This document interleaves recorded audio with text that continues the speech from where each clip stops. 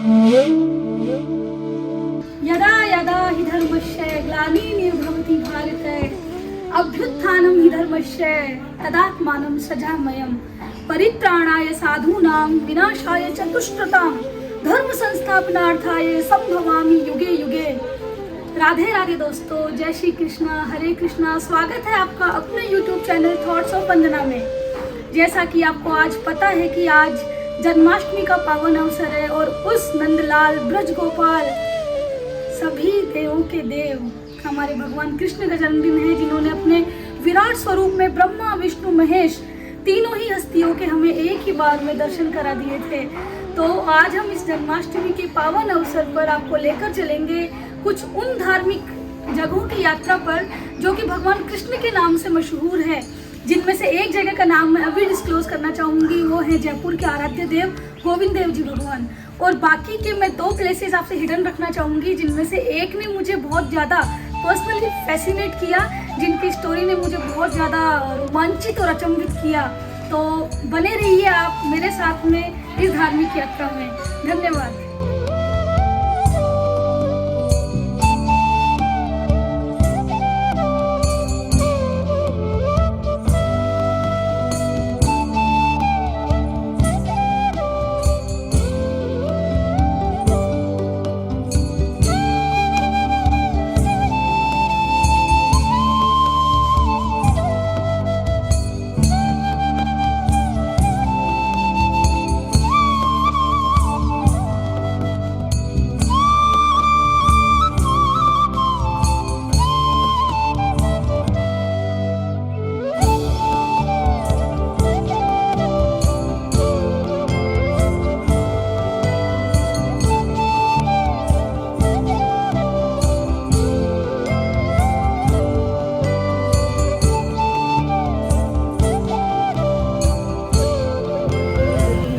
अब हम पहुंच चुके हैं गोविंद देव जी के मंदिर के परिसर में। आप देख सकते हैं कि यहाँ पर कितना सुंदर ये गेट बनाया हुआ है। ये गेट मुझे हमेशा से फैसिनेट करते आया है कि इसकी जो कलाकारी की हुई है इसकी दीवारों पर, वो बहुत ही प्यारी लगती है। शायद मुझे लगता है कि शेखावाटी के जो चित्रशैली बनती थी उनसे प्रभावित होकर ये बनाई हुई है, बट जो भी है दिस इज़ सो ब्यूटीफुल। और अभी हम आगे चलेंगे और देखते हैं कि आगे और क्या क्या आएगा। आप देख सकते हैं कि यहाँ पर श्रद्धालुओं की कितनी ज़्यादा भीड़ है। और मैं पिछले साल भी इस टेम्पल में आई थी। पिछले साल तो इतनी ज़्यादा रश था कि पैर रखने की जगह नहीं थी। अब अभी तो फिर भी आज थोड़ा छुट्टी का दिन है और सुबह सुबह का टाइम है, तो इतना ज़्यादा रश नहीं है जितना होना चाहिए। बाकी अदरवाइज़ शाम के टाइम और सुबह जब मंगला दर्शन होते हैं, इस मंदिर की भीड़ की क्या ही कहने हैं। क्योंकि गोविंद देव जी को जयपुर के आराध्य देव ऐसा कहा जाता है कि यहाँ के राजाओं ने अपना दीवान बनाया था गोविंद देव जी को। दीवान मतलब कि मुख्य जो डिसीजन मेकर होता है उसको हम दीवान कह सकते हैं। तो आप देख सकते हैं कि कितना क्रेज़ है गोविंद देव जी का जयपुर में, क्योंकि उन्हें जयपुर के आराध्य देव कहते हैं, पूरे जयपुर के आराध्य देव। ये क्या मिल गया हमको खाने का? गुड्डी के बाल। और अभी हम दर्शन के लिए लाइन में लग चुके हैं और मेरे साथ मैं हूँ, मेरी मम्मी है और आप पीछे बहुत सारे भीड़ देख सकते हैं। यहाँ बहुत से लोग गोविंद देव जी को अपनी स्वयं सेवा भी देते हैं।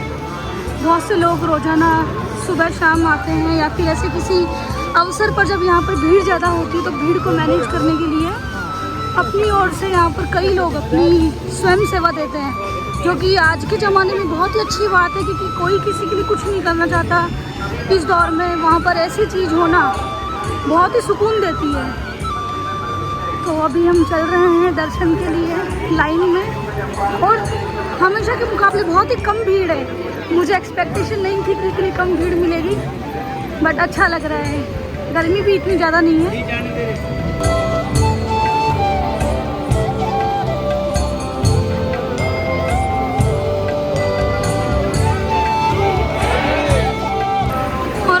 मुख्य दरवाजे से गोविंद देव जी के मंदिर में प्रवेश कर चुके हैं।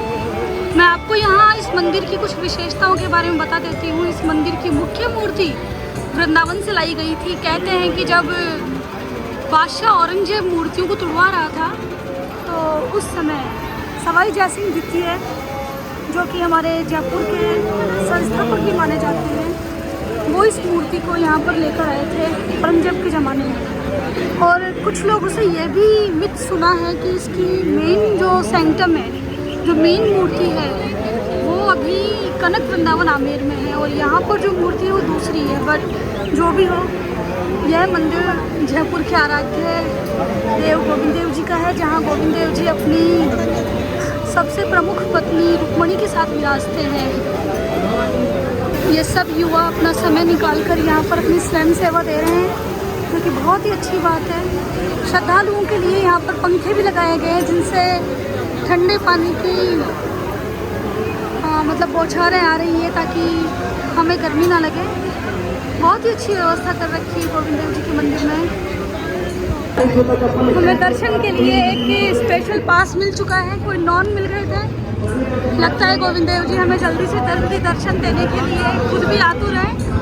और देख सकते हैं कि आप मंदिर में कितनी अच्छी व्यवस्था की गई है छाया की, और ये स्वयंसेवक कितनी अधिक संख्या में लगे हुए हैं श्रद्धालुओं को मैनेज करने के लिए।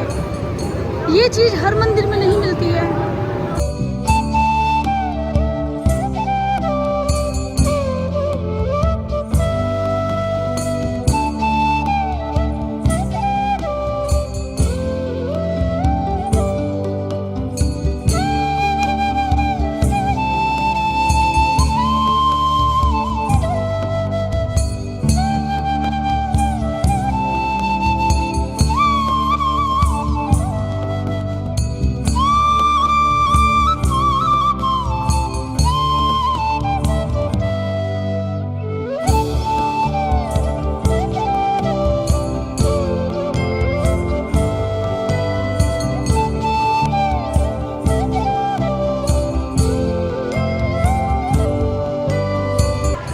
राधे राधे दोस्तों, फाइनली हम गोविंद देव जी के दर्शन कर चुके हैं। और आपको अब मैं कुछ और फैक्ट बता देती हूँ गोविंद देव जी के मंदिर के बारे में। कुछ बातें तो अभी मैंने बता दी थी कि जब बादशाह औरंगजेब के डर से, मतलब उन्होंने वो जब मूर्तियाँ तुड़वा रहे थे, तब सवाई जय सिंह द्वितीय ने ये कुछ मूर्तियाँ लेकर आए थे वो वृंदावन से। तो अभी हम देख कर आए थे गोविंद देव जी का सभा मंडप, जहाँ पर कुछ लोग बैठकर ढोलक वगैरह बजा रहे थे, और जहाँ पर लोग खड़े होकर गोविंद देव जी के दर्शन कर रहे थे, उसे गोविंद देव जी के मंदिर का सभा मंडप बोला जाता है। और उस सभा मंडप की खास बात है कि उसमें बहुत ही कम खंभों का इस्तेमाल किया गया है, और इसीलिए सभा मंडप को अभी कुछ दिन पहले ही Guinness Book of World Record में शामिल किया गया है। इसके अलावा जनरली आपने मंदिरों में शिखर का उपयोग होते हुए देखा होगा कि एक शिखर होता है मंदिर के टॉप पर, लेकिन इस मंदिर में कोई शिखर का यूज़ नहीं किया गया है। तो यही कुछ चीज़ें मंदिर को अपनी विशेष पहचान देती है। इसके अलावा इस मंदिर की दीवारों पर की हुई कुछ कलाकारी भी इस मंदिर को अन्य मंदिरों से अलग बनाती है। तो अभी हम नेक्स्ट मंदिर, जिस सीक्रेट को मैं रिवील करने वाली हूँ, हम एक नेक्स्ट मंदिर में चलेंगे, जो कि गोविंद देव जी से ही जुड़ा हुआ मंदिर है। राधे राधे गाइस, आपने सुना होगा कि छोटे बच्चे भीड़ में खो जाते हैं, और आज मैं खो गई। मुझे नहीं मालूम मम्मी पापा किधर गए, और अभी मुझे ही रिक्शा करना पड़ा है मम्मी पापा तक पहुंचने के लिए। तो ये भी मेरे लिए एक अपना अलग एक्सपीरियंस है। पिछले 30 सालों में मैं अब तक खोई नहीं थी, तो क्या पता भगवान मुझे एक बार खोने वाला एक्सपीरियंस देना चाहते हो। It's very interesting. अभी मैं जा रही हूँ, देखिए पापा कहाँ मिलते हैं। 2-4 डांट भी सुनने को मिल सकती है कि तू तेरे ब्लॉग के चक्कर में हमें भूल गई। तो देखते हैं। वैसे गाइस, आपको क्या लगता है, डांट पड़ेगी या हो जाने पर प्यार मिलेगा? मुझे तो कुछ समझ में आ नहीं रहा, मुझे भी जाकर देखना पड़ेगा मेरे एक्सप्रेशंस क्या रहते हैं। बट एज पर द इंडियन पेरेंट्स मुझे लगता है मुझे डांट पड़ने वाली है भयंकर। अभी देखते हैं कि क्या होता है। अभी रास्ते में बहुत सारा ट्रैफिक आप देख सकते हो, बहुत सारा ट्रैफिक है, बहुत धीरे धीरे गाड़ी आगे बढ़ रही है। देखते हैं। मैं पहुंच चुकी हूँ अपनी गाड़ी के पास में, और अब मैं देखना चाह रही हूँ कि मम्मी के क्या, पापा मम्मी के क्या एक्सप्रेशन रहता है। पापा तो बहुत ही कूल हैं, कुछ बोले नहीं, कुछ नहीं बोले, कैसे देख रहे मेरी तरफ। कहाँ चली गई थी तू? कढ़ाई कौन गई थी बता। वेरी गुड, बहुत ही बढ़िया। मम्मी आप डर गए थे क्या? इतना रूड बिहेवियर। मम्मी आप डर गए थे क्या? नहीं, डरने की क्या बात थी, तू तो वैसे ही बहादुर है। Very good. काय ले जो पापा मेरे लिए क्या लेकर आए हैं? लस्सी। इसे कहता है पेरेंट्स का प्यार। बिल्कुल भी डांट नहीं पड़ी है। मम्मी मेरे लिए पंजरी लेकर आई है और ये है हमारे साथ हमारे मैनेजर। हाँ पापा भी लाए। कंपटीशन चलता है मम्मी पापा में। तो आपका ना डांटने के लिए बहुत बहुत शुक्रिया। तो गाइस अब हम यहाँ से चलेंगे गोपीनाथ जी की तरफ। मैं अपने मम्मी पापा से पूछूंगी कि आपको गोविंद देव जी के दर्शन करके कैसा लगा। पापा कैसा लगा? बहुत अच्छा लगा। अच्छी तरह से दर्शन हुए हमारे। मम्मी भीड़ ज्यादा तो नहीं थी ना? भीड़ ज्यादा नहीं थी और थोड़ा मम्मी इधर आओ, दिखो आप। पास भी मिल गए थे। पास भी मिल गए थे। और आपको जो जनरल प्रॉब्लम है ब्रीदिंग की, घबराई आने की, वो तो नहीं आई? ऐसा कुछ नहीं हुआ। हाँ। बहुत अच्छी पानी की फुहारें चल रही थी। हाँ। हवा के साथ में पंखे चल रहे थे। अच्छा, शानदार दर्शन हुए। तो अब हम कहाँ चलेंगे अगर बता दें दर्शकों को? गोपीनाथ जी के मंदिर में यहाँ चल रहे हैं। तो यही गाइस वो सीक्रेट था जो मैं रिवील नहीं करना चाह रही थी। अब हम चलेंगे गोपीनाथ जी के मंदिर में और वहाँ जाकर बताती हूँ कि उनके बारे में क्या खास बात है। मैनेजर जी आप कुछ बोलना चाहोगे क्या? बहुत सी मस्त है।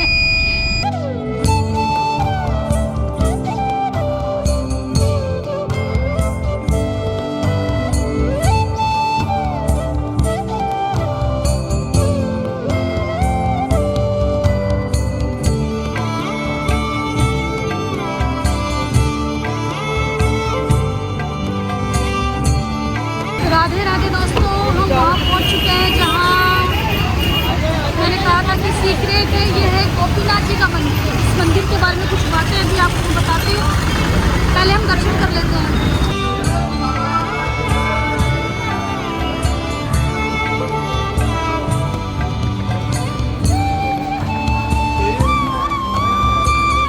अभी पट बंद है और अभी दर्शन अभी होंगे। ये सभी श्रद्धालु यहाँ दर्शन करने के लिए बैठे हुए हैं और मंदिर को बहुत ही प्यारा सजा रखा है। छोटा सा मंदिर है लेकिन इसका हिस्टोरिकल रेफरेंस बहुत ज़्यादा है। आप देख सकते हैं कि लोग इंतज़ार कर रहे हैं कि कब पट खुलेंगे और कब दर्शन होंगे। अभी जल्दी ही हम दर्शन करने वाले हैं। भजन भी शुरू हो गए हैं।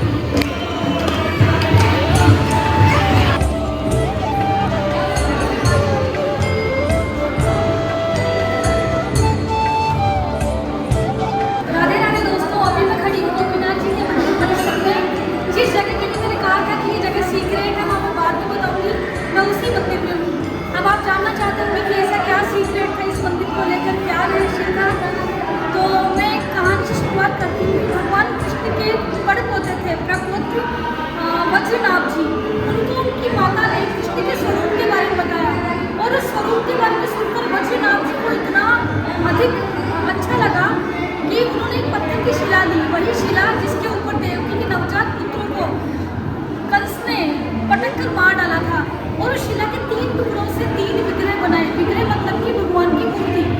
एक विग्रह था गोविंद देव जी भगवान का, जिनका मुख मिलता है बिल्कुल एग्जैक्टली भगवान के मुख से, कृष्ण के मुख से। एक विग्रह बनाया गोपीनाथ जी के मंदिर में, जिस मंदिर में अभी खड़े हैं उनका कटी भाग, कमर का हिस्सा मिलता है हूबहू भगवान कृष्ण से। और एक विग्रह बनाया मदन मोहन जी करौली में, जिनका पैर भाग, पद भाग मिलता है भगवान कृष्ण से। ये 3 विग्रह पहले वृंदावन में थे, बट मुगल शासकों के मूर्तियां तोड़ने के डर से इनको हमारे यहाँ के राजा राजस्थान ले आए, जिनमें से 2 विग्रह जयपुर में और 1 विग्रह करौली में है।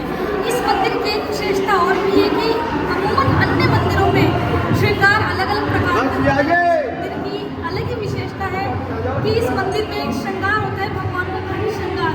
कहते हैं कि जब कभी पुजारियों को लगता था कि वो पूजा कर रहे हैं तो उनको महसूस होते थे भगवान की मूर्ति में प्राण।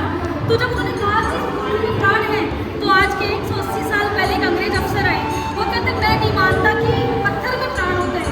तो उनके पास में घड़ी थी जो कि नब्ज से चलती थी। आपको मालूम होगा कि जब भी कोई व्यक्ति अनकॉन्शियस हो जाता है, अचेत हो जाता है, तो उसकी पल्स चेक करी जाती है। तो अंग्रेज अफसर के पास में एक ऐसी घड़ी थी जो कि पल्स से चलती थी, यानी कि नब्ज देखकर चलती थी। तो उन्होंने वो घड़ी भगवान कृष्ण को बांधी और जैसे वो घड़ी भगवान कृष्ण को बांधी गई, गोपीनाथ जी को बांधी गई, वो घड़ी चलने लगी। तो ये था इस मंदिर का चमत्कार। और इसके बाद में भगवान का विशेष श्रृंगार घड़ियों से होता है और भगवान के लिए 8 घड़ियाँ हैं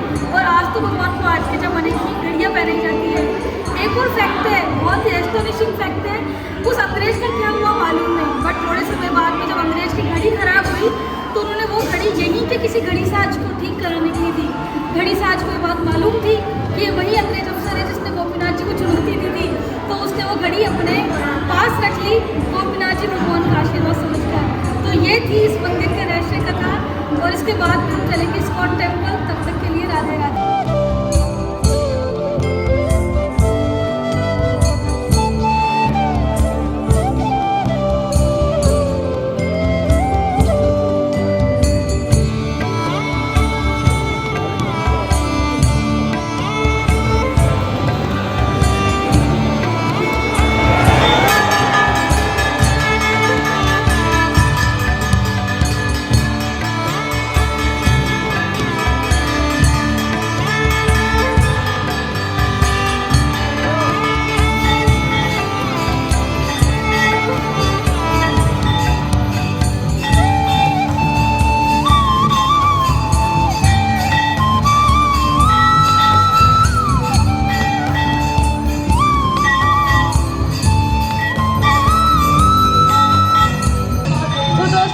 आपने देखे थे घड़ी वाले भगवान जो कि हाथ में घड़ी पहनते हैं। मैंने अभी आपको गोपीनाथ जी के दर्शन करवाए जो कि हाथ में घड़ी पहनकर, घड़ी के पीछे का लॉजिक अभी मैंने आपको रिसेंटली बताया है कि क्यों गोपीनाथ जी के हाथों में घड़ी बांधी जाती है।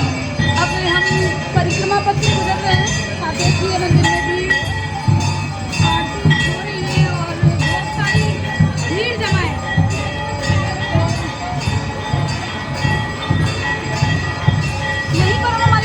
वाला ब्लॉग खत्म करते और अभी हम चलेंगे इस्कॉन टेम्पल की तरफ, जो कि मानसरोवर में है।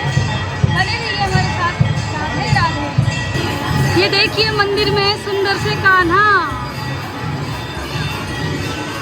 ये छोटू से कान्हा। हेलो।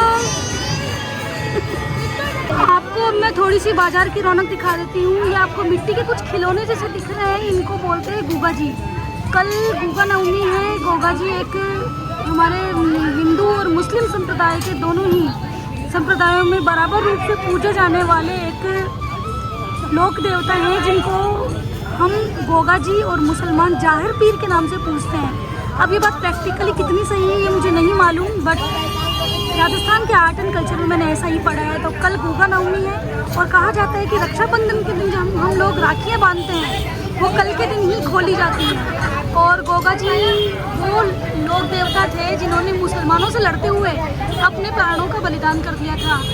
और इनका समय माना जाता है जब मोहम्मद गजनबी हमारे यहाँ पर अटैक करने के लिए आया था तब का। तो ये गोगा जी के बारे में इंफॉर्मेशन थी। और ये बाजार की रौनक देख सकते हैं कि आज फलाहारी सामान कितना बिक रहा है। और अभी एक बार मंदिर के लास्ट में दर्शन करा दो।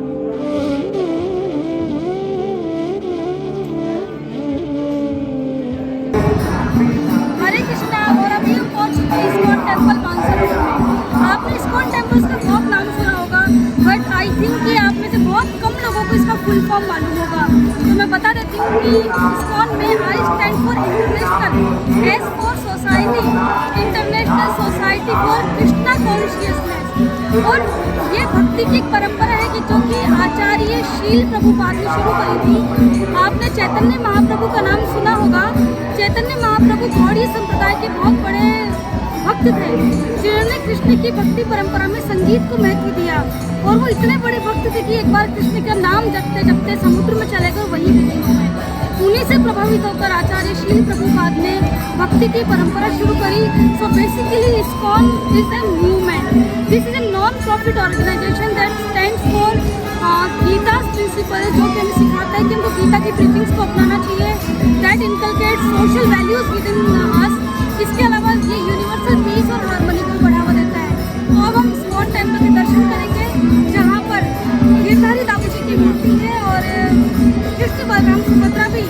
तिकड़ी